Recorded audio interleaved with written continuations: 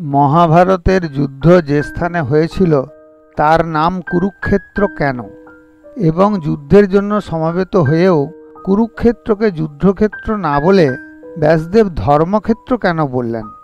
আসুন আজকের ভিডিওতে আমরা সেটা নিয়েই আলোচনা করব। শ্রীমদ্ ভগবদ্গীতার রচয়িতা ব্যাসদেব প্রথম শ্লোকের প্রথম পংক্তিতেই জানালেন যুদ্ধের জন্য যুদ্ধার্থীগণ সমাবেত হয়েছিলেন কোথায়? কুরুক্ষেত্রে। এবং যুদ্ধের জন্য সমাবেত হলেও কুরুক্ষেত্রকে যুদ্ধক্ষেত্র না বলে বললেন ধর্মক্ষেত্র। কুরুক্ষেত্র নামের আগে এই স্থানের প্রাচীন নাম ছিল সমন্ত পঞ্চক। সমন্ত পঞ্চক বেদের সময় থেকেই পুণ্যভূমি হিসেবে ব্যবহৃত হতো। জাবাল উপনিষদ ও শতপথ ব্রাহ্মণে এই স্থান দেবতাদের যজ্ঞস্থান বলে উল্লেখ আছে। পরশুরাম 21 বার পৃথিবী ক্ষত্রিয়হীন করে এই স্থানে পিতৃতর্পণ করেছিলেন।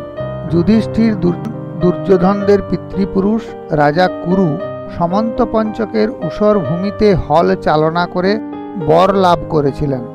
যে ব্যক্তি এই স্থানে তপস্যা করবে বা যুদ্ধে প্রাণ ত্যাগ করবে সে স্বর্গে গমন করবে। তখন থেকেই এই স্থানের নাম হয় কুরুক্ষেত্র।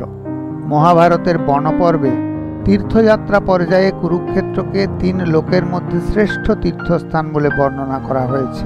তর্পণের মন্ত্রেও কুরুক্ষেত্রের নাম সবার প্রথম নেওয়া হয়েছে।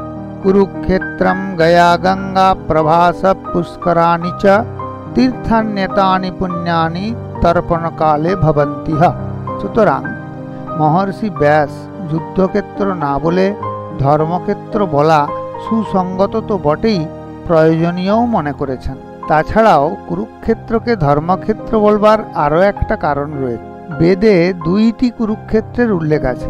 একটি অবিমুক্তাক্ষ ব্রহ্ম প্রাপ্তি স্থান ব্রহ্ম সদন কুরুক্ষেত্র বারাণসী, যেখানে জীবের প্রাণ ত্যাগকালে ভগবান রুদ্র তারক ব্রহ্ম নাম দিয়ে জীবকে মোক্ষদান করেন।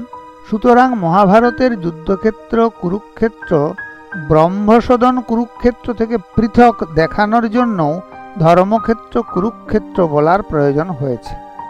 নারায়ণ সম ব্যাসদেবকে তাই মুহুর্মুহু প্রণাম জানাই। আর ভিডিও ভালো লাগলে লাইক, শেয়ার, সাবস্ক্রাইব করে অন্যদেরও দেখার আগ্রহ করবেন। ধন্যবাদ।